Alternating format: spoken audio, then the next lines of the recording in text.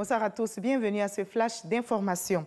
Le président Alassane Ouattara s'est entretenu ce vendredi avec 3 ambassadeurs en mission en Côte d'Ivoire. Il s'agit des diplomates soudanais, mauritaniens et maliens. Ils ont évoqué le renforcement des liens de coopération entre leurs pays respectifs et avec l'État ivoirien.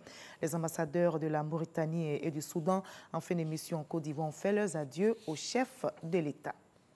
Les délibérés sur la demande de liberté provisoire de l'ancien président Laurent Gbagbo et de Charles Blé Goudé sont en cours à la CPI. Les chefs de l'État ivoirien et l'ancien leader des jeunes patriotes sont tous deux poursuivis pour crimes contre l'humanité pour les violences post-électorales de 2010 et 2011. La chambre d'instruction de la CPI délibère donc sur une éventuelle remise en liberté provisoire. Rappelons que hier soir, les juges avaient clos les discussions en donnant rendez-vous pour une audience ouverte au public ce vendredi, mais celle-ci n'a pas eu lieu. Je vous propose la réaction du porte-parole de la Cour pénale internationale. Il n'y a aucune décision qui n'a été rendue par la Chambre jusqu'à présent. Lorsqu'il y aura une décision, on va l'annoncer comme toujours. Ce sera quand dans la journée, demain, la semaine prochaine? Il n'y a aucune date qui a été précisée pour cette décision. Donc, ça dépend des juges et de leur délibération. Ça peut se faire aujourd'hui, ça peut se faire peut-être la semaine prochaine. On n'a aucune indication sur la date. Ici en Côte d'Ivoire, le FMI annonce de bonnes perspectives pour l'économie ivoirienne. Le Fonds monétaire international vient de produire un rapport sur les perspectives économiques et régionales et la situation de la Côte d'Ivoire. Et il en ressort, selon le FMI, une bonne tenue de l'économie ivoirienne, avec notamment un taux de croissance qui s'est établi à 7,7% en 2017. Le rapport a été présenté au ministre ivoirien de l'économie et des finances, Adama Koné, représentant le Premier ministre Amadou Gon Coulibaly. Nous y reviendrons dans l'édition de 20h. Le 5e recensement général de la population et de l'habitat, RGPH 2019, a été lancé ce vendredi. Ce 5e et nouveau recensement est mené par le ministère du Plan et du Développement avec l'appui du Fonds des Nations Unies pour la population, UNFPA.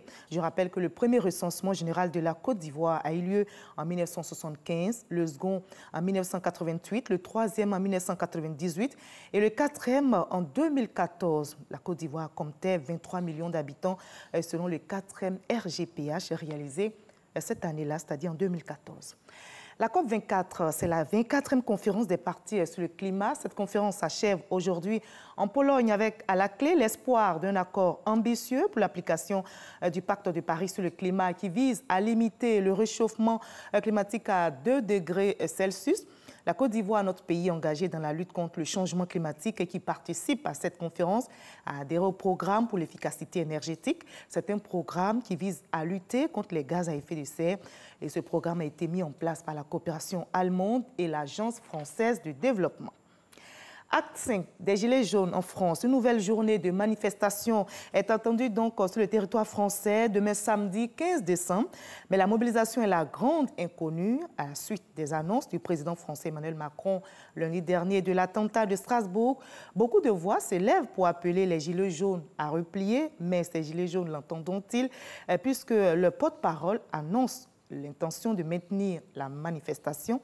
Si l'exécutif s'est mobilisé toute la semaine pour faire redescendre la pression, les autorités ont décidé de reconduire le dispositif sécurité.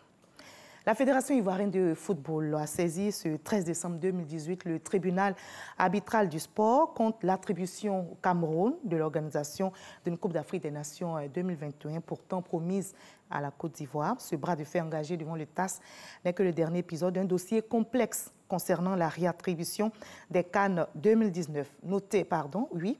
Et c'est ce 14 décembre à minuit, donc aujourd'hui, que l'appel à candidature pour remplacer le Cameroun s'achève et l'Afrique du Sud et l'Égypte ont officiellement déposé leur dossier. On va se retrouver à 20h pour la grande édition. Mais juste après ce flash info, suivez l'info régionale qui vous donne toutes les nouvelles de nos régions ici en Côte d'Ivoire. À tout à l'heure.